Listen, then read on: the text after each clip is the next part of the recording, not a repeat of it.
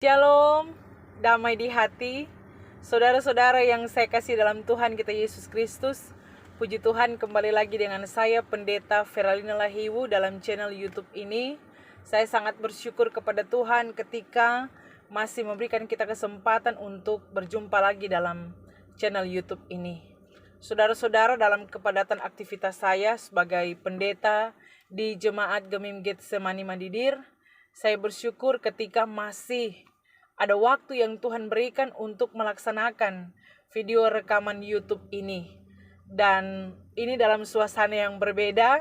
Saya ada di mobil dan puji Tuhan, saudara-saudara, tempat tidak menjadi halangan untuk kita memberitakan firman Tuhan. Amin. Saat ini kembali saya akan men-share kebenaran firman Tuhan dalam Kitab Filemon pasal 1 ayat 4 sampai 22, di mana pembacaan ini menjadi bahan perenungan kita untuk pembacaan Gereja Masehi Injili di Minahasa tanggal 20 sampai 26 Maret 2022. Dan di sini diberikan tema membangun kebersamaan pelayanan berdasarkan kasih Kristus. Namun sebelum kita membaca firman Tuhan, mari kita berdoa. Ya Tuhan Allah, terima kasih ketika Engkau terus menyertai kehidupan kami. Saat ini Tuhan, kami akan membaca dan merenungkan firman-Mu. Biarlah kiranya Engkau memberkati kami dengan kebenaran firman-Mu di saat ini. Berfirmanlah bagi kami Tuhan, kami telah siap untuk mendengarnya. Amin. Saudara-saudara, sekali lagi pembacaan kita dalam Kitab Filemon pasal 1 ayat 4 sampai ayatnya yang ke-22. Lembaga Alkitab Indonesia memberikan judul, ada dua perikop, yaitu ucapan syukur dan permintaan Paulus kepada Filemon mengenai Onesimus. Aku mengucap syukur kepada Allahku setiap kali aku mengingat engkau dalam doaku, karena aku mendengar tentang kasih-Mu kepada semua orang kudus dan tentang iman-Mu kepada Tuhan Yesus, dan aku berdoa agar persekutuan-Mu dalam iman turut mengerjakan pengetahuan akan yang baik di antara kita untuk Kristus. Dari kasih-Mu sudah kuperoleh kegembiraan besar dan kekuatan, sebab hati orang-orang kudus telah Kau hiburkan, saudaraku. Karena itu, sekalipun di dalam Kristus aku mempunyai kebebasan penuh untuk memerintahkan kepadamu apa yang harus engkau lakukan. Tetapi mengingat kasih-Mu itu, lebih baik aku memintanya daripadamu. Aku Paulus yang sudah menjadi tua, lagi pula sekarang dipenjarakan karena Kristus Yesus, mengajukan permintaan kepadamu mengenai anakku yang kudapat selagi aku dalam penjara, yakni Onesimus.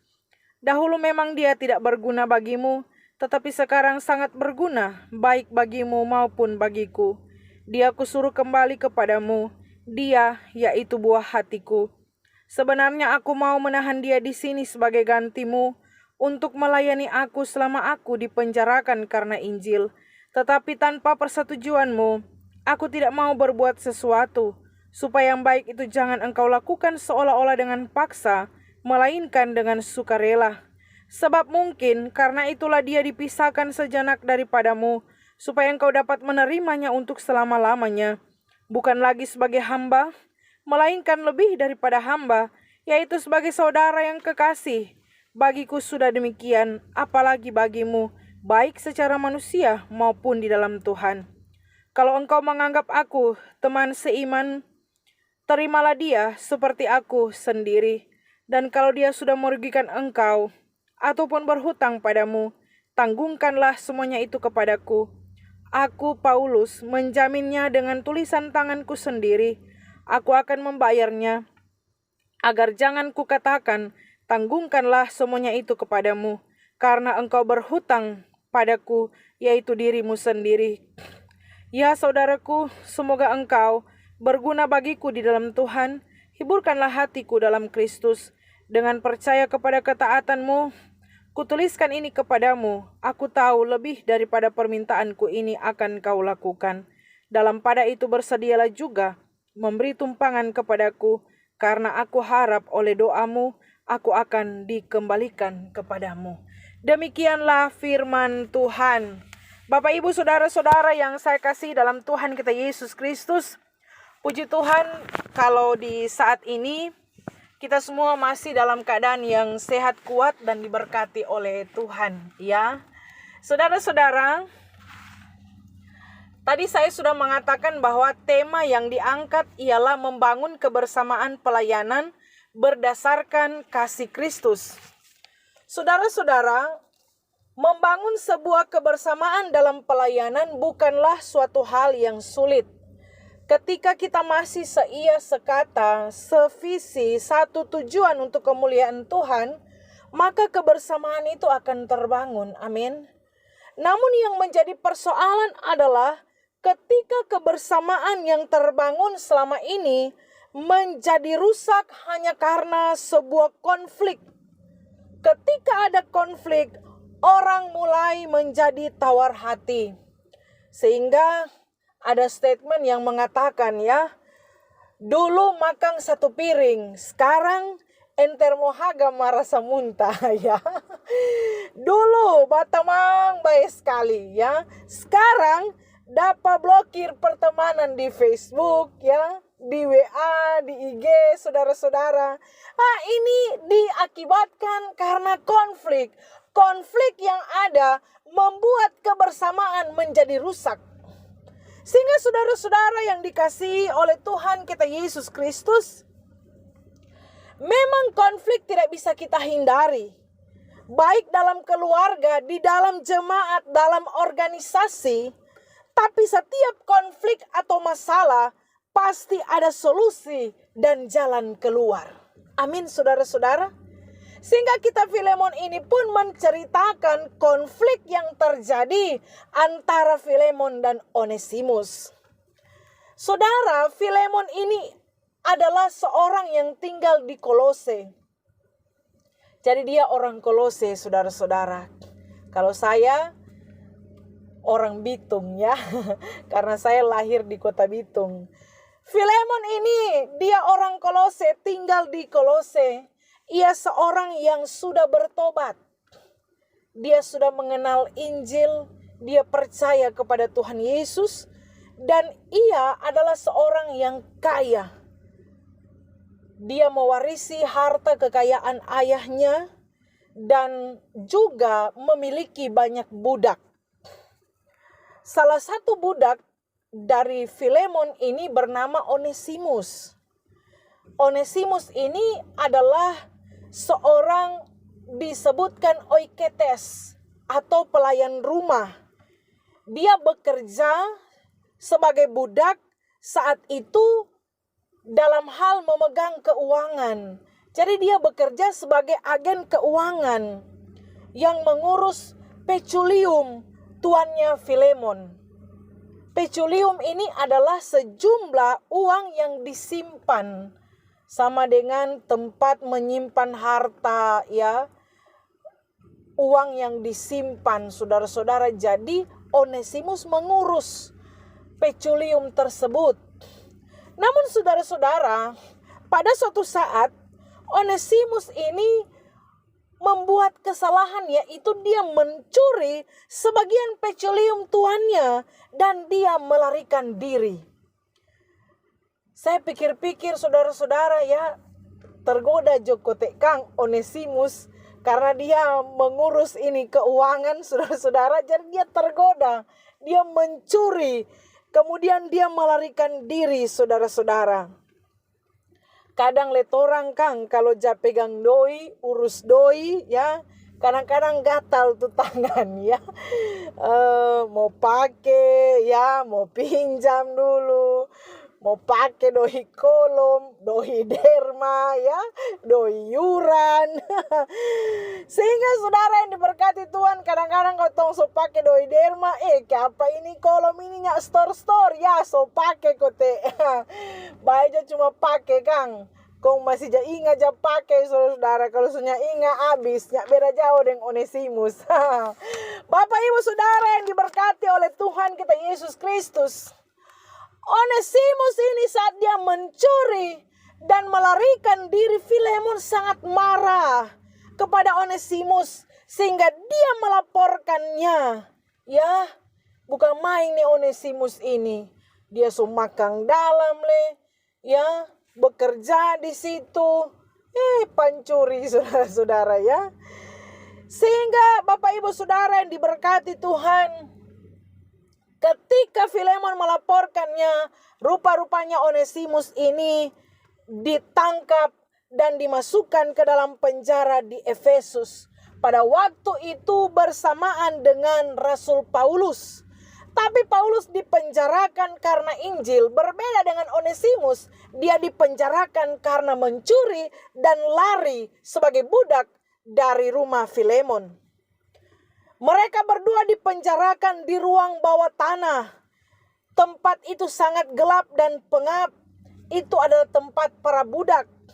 Dan perjumpaan Onesimus dengan Paulus membawa Onesimus pada pertobatan. Luar biasa saudara-saudara ya. Perjumpaan itu juga membuat Paulus harus mengirimkan surat kepada Onesimus.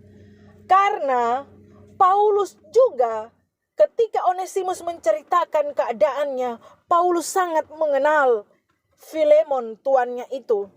Sebab Paulus pernah mampir ke kota Kolose di rumah Filemon, dijamu oleh Filemon sendiri, dan Filemon sangat menghormati Paulus.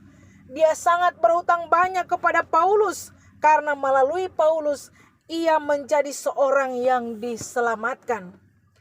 Sekalipun pemberitaan Injil di kota Kolose ini dikerjakan oleh Epafras, tapi Epafras ini bertobat karena Rasul Paulus, saudara-saudara ya. Lewat pengutusan yang Tuhan kerjakan dalam kehidupan Rasul Paulus. Kedekatan Paulus dan Filemon ini terlihat jelas dalam suratnya ketika di ayat 4 dikatakan, "Aku mengucap syukur kepada Allahku setiap kali aku mengingat engkau dalam doaku."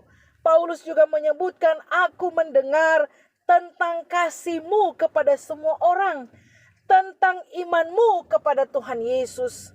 Di sini dapat kita melihat bahwa Filemon adalah pribadi yang baik. Dia memiliki kasih dan dia beriman kepada Tuhan. Sehingga saudara-saudara yang dikasihi dan diberkati oleh Tuhan kita Yesus Kristus, kita dapat melihat bahwa Paulus ini sangat mengenal yang namanya Filemon ini. Sehingga maksud dari Paulus menuliskan surat ini meminta kepada Filemon agar supaya Filemon di sini menerima kembali budaknya, yaitu Onesimus. Sehingga pesan firman Tuhan saat ini yang pertama, saudara-saudara, Paulus berperan sebagai mediator. Mediator yang baik untuk memediasi Filemon dan Onesimus. Jadi pesan firman Tuhan yang pertama menjadi mediator, ya. Mengapa saudara-saudara Paulus mengirimkan surat ini? Karena nyawa Onesimus terancam hukuman mati. Menurut tradisi perbudakan pada waktu itu, jika tuannya tidak mau menerima kembali budak tersebut, maka budak itu akan dihukum mati. Ya, itu hukuman yang akan ditanggung oleh Onesimus. Tapi saudara-saudara, tradisi waktu itu juga, jika tuannya menerima kembali, maka dia akan menjadi budak kasar, ya, dan akan mendapat stigma. Stigma ini adalah tanda atau tato dari besi panas yang bergambar lambang Filemon sebagai pemilik budak tersebut, dan itu dicap di tubuh Onesimus supaya kalau ke depan dia mau lari ulang mau dapat tahu, oh ini Filemon pebudak. Wah, tidak gampang saudara-saudara ya. Nyandak mau terima, dia akan dihukum mati. Mau terima, dia jadi budak kasar dan mau dapat itu tato milik sebagai budak, sebagai milik Filemon. Sehingga saudara yang diberkati oleh Tuhan kita Yesus Kristus, di sini Paulus menjadi mediator yang baik, memediasi antara Filemon dan Onesimus ya menjadi mediator bukan provokator. Kalau orang ada konflik ya, bukan menjadi penengah, menjadi mediator untuk memediasi, tapi menjadi provokator, tukang kasih-kasih panas, sehingga konflik bukan berujung pada penyelesaian, berujung pada rusaknya satu organisasi, rusaknya satu jemaat, rusaknya satu persekutuan, karena di situ ada provokator, ya, tukang kasih-kasih panas. Kalau ada masalah dia tuh tukang cucu-cucu, saudara-saudara ya. Sehingga Bapak Ibu Saudara di sini Rasul Paulus mengatakan kepada Filemon bahwa Onesimus ini dia sudah bertobat. Ditunjukkan dengan apa? Paulus menyapa Onesimus sebagai anakku, buah hatiku. Ini sebuah penegasan bahwa penyebutan Paulus kepada Onesimus sebagai anakku itu tanda bahwa Onesimus telah bertobat. Nyandak sembarang Paulus membilang Onesimus sebagai anakku, tidak sembarang saudara. Karena Onesimus telah hidup dalam pertobatan, maka penegasan sebagai anakku itu menjadi tanda bahwa benar-benar Onesimus telah hidup bertobat kepada Tuhan. Sehingga Bapak Ibu Saudara luar biasa. Perjumpaan Onesimus dengan Rasul Paulus membawa Onesimus pada pertobatan. Sehingga ini pun mengingatkan kepada kita sangat penting siapa yang kita jumpai dalam hidup ini. Ketika Onesimus berjumpa dengan Paulus, dia bertobat. Dia hidup dalam Tuhan. Sehingga saya mau katakan, temukanlah komunitas yang dapat membangun spiritualmu. Temukanlah orang-orang yang dapat membimbingmu untuk hidup dalam pertobatan. Jangan temukan orang-orang yang membawamu pada jurang kehancuran. Jangan tiap hari orang bukan ada dalam persekutuan, apa tiap hari ada di tanpa menyabung, saudara ya. Sehingga ini mengingatkan kepada kita, Bapak Ibu Saudara. Marilah ketika ada konflik, baik dalam kehidupan keluarga, dalam rumah tangga, ketika ada konflik dalam jemaat, dalam masyarakat, dalam satu organisasi, mari kita menjadi mediator, menjadi penengah, bukan menjadi provokator, kasih panas orang lain, saudara-saudara ya. Amin Bapak Ibu Saudara. Sehingga saat ada masalah, jangan kok punya karakter iblis yang suka merusak ya. Karena provokator ini perusak saudara-saudara. Makanya jangan batamang dengan orang provokator. Dia cuma jaga bikin rusak. Sehingga setiap konflik pasti ada solusi. Dan solusi itu menjaga kebersamaan kita dalam pelayanan. Kita tidak bisa menghindari konflik. Tapi setiap masalah, setiap konflik pasti ada jalan keluarnya. Amin saudara-saudara. Yang kedua, Paulus mengatakan di ayat yang ke-11 bahwa dahulu memang dia tidak berguna bagimu, tetapi sekarang sangat berguna baik bagimu maupun bagiku. Pesan firman Tuhan yang kedua, menjadi berguna. Amin saudara-saudara. Adakah hari-hari ini hidup kita tidak berguna? Ya, Bapak Ibu Saudara, apalah arti hidup ini jika kita tidak berguna, jika kita tidak menjadi berkat bagi banyak orang. Onesimus menjadi berguna bukan hanya kepada Filemon, Rasul Paulus bilang, tapi juga kepada Paulus. Sebab ketika Paulus di penjara, dia melayani Paulus secara luar biasa. Sehingga mari pakai hidup kita. Pakailah waktu anugerah Tuhan ini untuk menjadi berarti, untuk menjadi berguna, untuk menjadi berkat bagi banyak orang. Bukan jadi orang cuma bikin soe, saudara-saudara ya. Ada saya dengar ya, ini DP mama sok marah DP anak. Ngana ini anak cuma bikin soe. Oh Tuhan, Bapak Ibu Saudara ya, jangan sampai ada orang bilang begitu pada orang ya. Karena Tuhan menciptakan kita dalam dunia ini nyandak mau bikin soe, tapi menjadi berkat bagi banyak orang. Amin saudara-saudara. Sehingga jangan tompe hidup cuma makan tidur bajalang, makan tidur bajalang. Biarlah kita tidak hanya sekedar eksis, tapi kita menunjukkan eksistensi kita. Artinya apa? Kita bukan hanya sekedar ada, tapi kita ada untuk bermanfaat bagi orang lain. Kita ada untuk menjadi berkat bagi banyak orang, saudara-saudara. Ya, Jangan torang cuma urus-urus kuku. Pamalas saudara-saudaranya, DP guna itu DP nama. Sehingga Bapak Ibu Saudara yang diberkati oleh Tuhan kita Yesus Kristus, dimanapun kita berada, apapun posisi kita sebagai anak, kita sebagai anak mantu. Aduh, anak mantu kalau rajin memang senang sekali mama mantu. Jangan dapat anak mantu cuma urus rambu, urus kuku. Aduh, barat saudara-saudara ya. Bapak Ibu Saudara yang diberkati oleh Tuhan kita Yesus Kristus, hidup kita dalam dunia ini cuma sementara. Sehingga kalau kita diberikan kesempatan menjalani kehidupan ini, mari kita jadi berguna bagi orang lain. Ya, jangan menjalani pelayanan cuma baku harap saudara-saudara ya. Jangan kita dipercayakan sebagai pelayan Tuhan, kong kita tidak menjadi berkat bagi pelayanan kita. Sehingga saudara yang diberkati oleh Tuhan kita Yesus Kristus, apapun fungsi kita, tugas kita, mari kita menjadi berkat. Pesan firman Tuhan yang ketiga dikatakan menjadi saudara. Ayat 16 saudara-saudara. Di sini Rasul Paulus meminta kepada Filemon untuk menerima kembali Onesimus. Bukan lagi sebagai hamba, melainkan lebih daripada hamba, yaitu sebagai saudara yang kekasih. Bagiku sudah demikian, apalagi bagimu, baik secara manusia maupun di dalam Tuhan. Luar biasa ini permintaan Rasul Paulus, Bapak Ibu Saudara. Namun saudara-saudara, saya berpikir apakah permintaan Paulus ini berlebihan atau bagaimana saudara ya? Ini status budak. Tidak gampang status budak berubah menjadi seorang saudara, tidak gampang saudara. Tapi kok Rasul Paulus meminta demikian?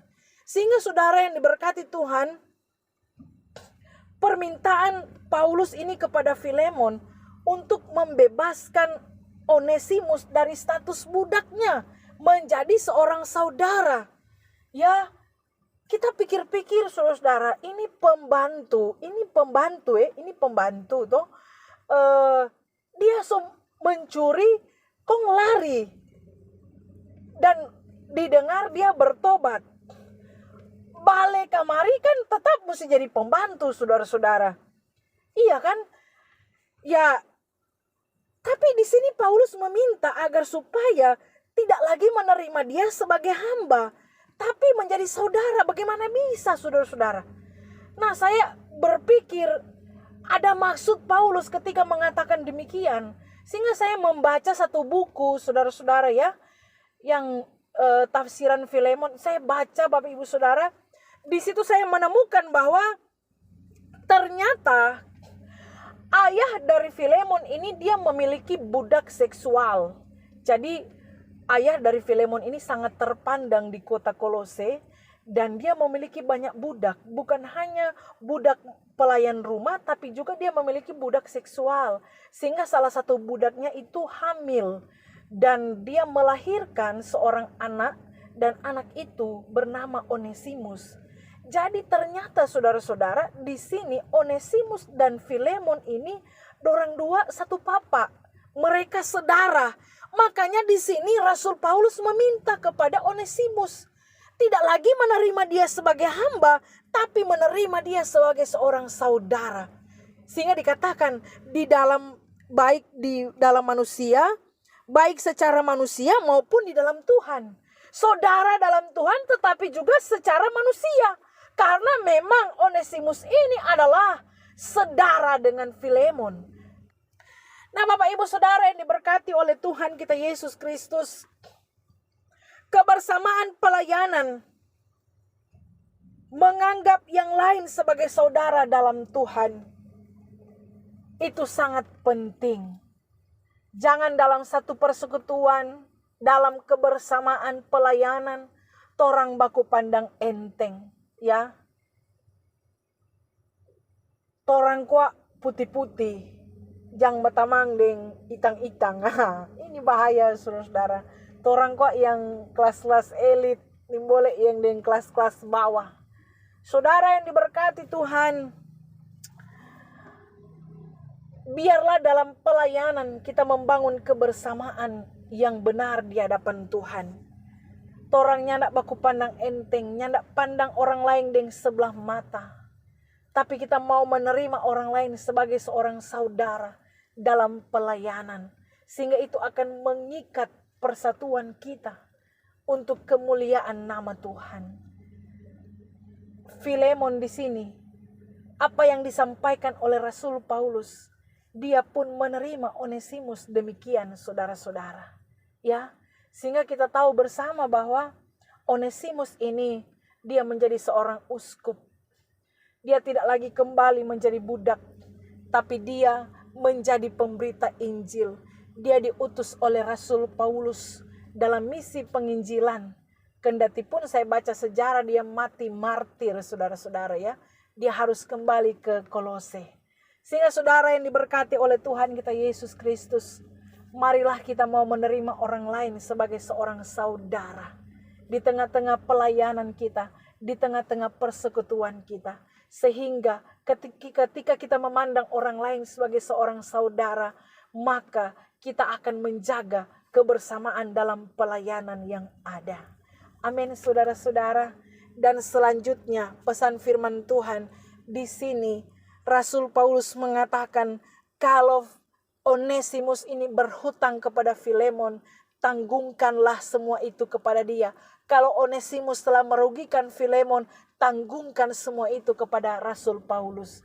Luar biasa pesan firman Tuhan yang keempat, menjadi orang yang rela berkorban.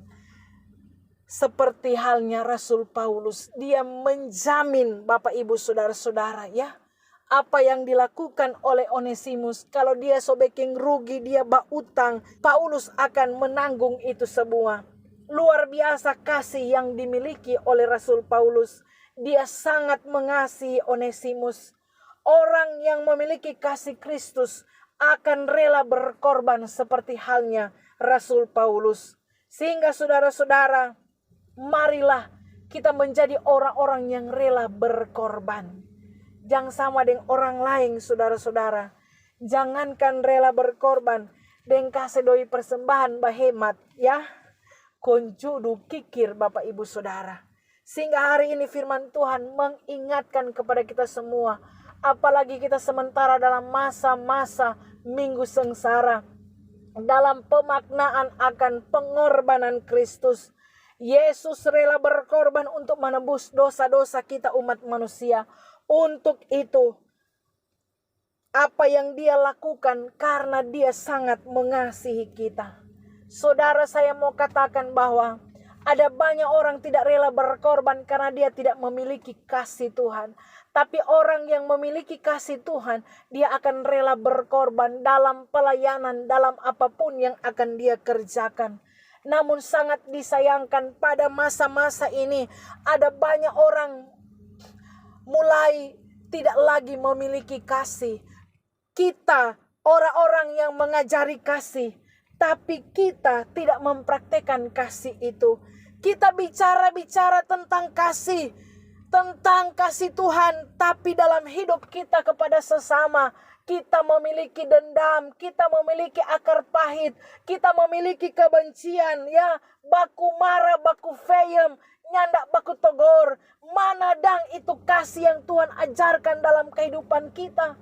Ketika Tuhan sangat mengasihi kita, tapi sebagai manusia kita sudah mengikis kasih itu, sehingga dengan sesama kita menjadi renggang satu dengan yang lain. Apalagi ketika ada konflik, kita mulai mengabaikan kasih, sehingga dalam kebersamaan pelayanan tidak terjaga karena kita kadang-kadang egois. Kita hanya mementingkan pribadi kita, saudara-saudara. Sehingga saat ini sebagai hamba Tuhan, saya mau katakan bahwa kebersamaan pelayanan akan terbangun jika di sana masih ada kasih. Kalau orang masih ada kasih, maka kita akan menjaga kebersamaan dalam pelayanan. Filemon memiliki kasih Tuhan sehingga dia mengampuni Onesimus, menerima dia sebagai seorang saudara. Saudara yang diberkati Tuhan, kalau kita punya kasih, seketika ada orang yang menyakiti kita, ketika ada orang yang mengecewakan kita, ketika ada orang yang membuat kita sakit hati, kita akan mengampuni orang tersebut. Karena Yesus telah lebih dulu mengampuni kita, maka kita diajari untuk mengampuni sesama kita. Karena kasih yang sudah Tuhan ajarkan dalam kehidupan kita. Amin, saudara-saudara. Biar firman ini memberkati kita semua. Biar firman ini menggugah hati kita. Yang pertama, saudara, biarlah kita menjadi orang-orang yang menjadi mediator. Yang kedua, menjadi saudara. Dan yang ketiga, menjadi berguna. Dan yang terakhir, saudara-saudara, menjadi orang yang rela berkorban. Firman ini memberkati kita. Amin. Mari kita berdoa. Terima kasih Tuhan, biar kebenaran firman-Mu ini memberkati kami semua. Ajari kami untuk hidup menjadi orang-orang yang berkenan kepadamu. Terpujilah nama Tuhan. Haleluya. Amin. Demikianlah saudara-saudara. Jangan lupa untuk terus mendukung channel Pendeta Fren Lahiu dalam YouTube ini. Jangan lupa subscribe, tekan tombol lonceng, like, tulis komentar positif, dan jangan lupa untuk men-share bagi banyak orang. Jika Bapak Ibu Saudara telah diberkati dengan video ini, jangan lupa juga untuk men-share sehingga ada banyak orang merasa diberkati. Amin, saudara-saudara. Sampai jumpa lagi. Shalom, damai di hati. Tuhan Yesus memberkati kita semua.